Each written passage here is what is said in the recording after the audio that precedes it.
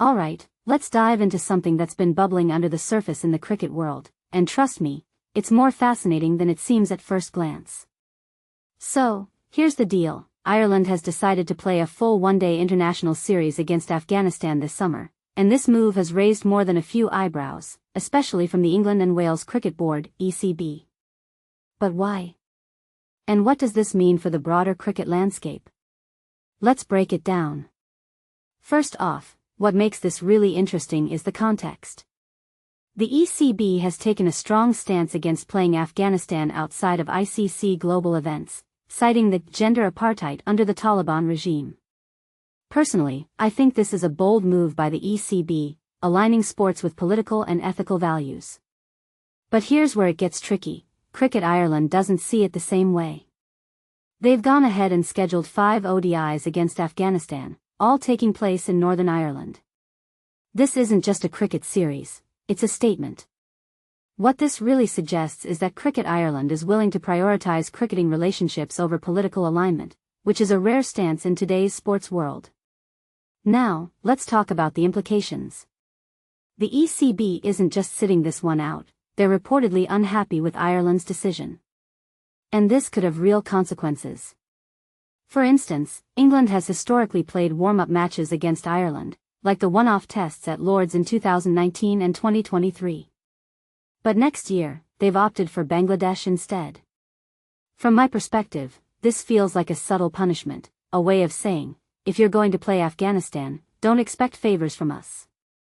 What many people don't realize is how much these fixtures matter financially and competitively for smaller boards like Cricket Ireland. Losing out on matches against England could be a significant blow. But here's the broader question. Is Ireland's decision a principled stand or a pragmatic move?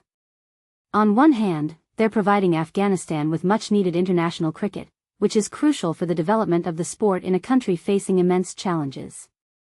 On the other hand, they're potentially risking their relationship with one of the biggest cricket boards in the world. Personally, I think this is a classic case of sports diplomacy, or the lack thereof. Cricket Ireland is essentially saying, we're here to play cricket, not politics. But in a world where sports and politics are increasingly intertwined, can you really separate the two? I'm not so sure.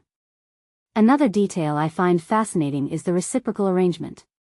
Ireland isn't just hosting Afghanistan, they're also touring Afghanistan next March for a full series, including a test match. This is huge.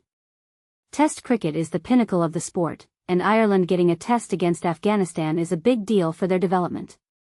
But it also raises a deeper question. Are we comfortable with cricket being played in a country where women's cricket is banned? The ICC hasn't banned Afghanistan, but countries like Australia, South Africa, and New Zealand refuse to play them bilaterally. Ireland's decision to go ahead with this series feels like a challenge to that stance. In my opinion, it's a risky move, but it also opens up a conversation about what role cricket should play in global diplomacy. Lastly, let's talk about the ECB's delicate relationship with Cricket Ireland. It's no secret that the two boards haven't always seen eye to eye. England declined to join the proposed Euro Nations Cup, citing a congested calendar, and even when they did play in Ireland last September, they sent a second-string team. This feels like a pattern of dismissiveness, and Ireland's decision to play Afghanistan could be seen as a way of asserting their independence.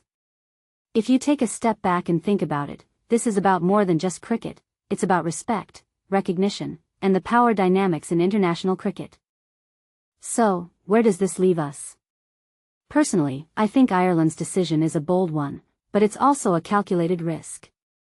They're gaining cricketing opportunities while potentially losing out on others. What this really suggests is that in the world of cricket, you can't have it all. You have to pick your battles, and Cricket Ireland has clearly chosen theirs. But here's the closing thought. Is this a step forward for cricket, or a step into murky waters? Let me know what you think in the comments below. Because, honestly, this is one of those stories that leaves me with more questions than answers.